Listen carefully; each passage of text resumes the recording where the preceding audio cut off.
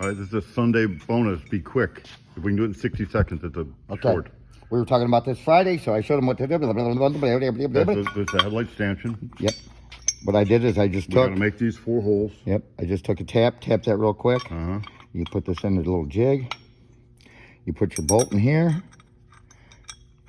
Put that in, then you can drill your holes. Drill your holes. You put this on there so that you can put it in a vise to Put drill. it in a vise, you drill it.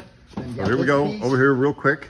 You got this piece, line it up, which on this one, it just bumped the thing. Drill your 5 holes. Drill your holes, drill your 5 holes. This is a hole for the wires. Yep. Now you can go. Now this is a 3/16 frame. Yep. You can drill and tap, drill and tap, drill and tap.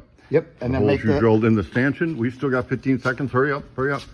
Now you got these holes drilled. Yep. Turn it over. You can countersink that. Yep. Put really cool button head bolt. Yep. And then ta-da, done. That's it. 60 seconds right now.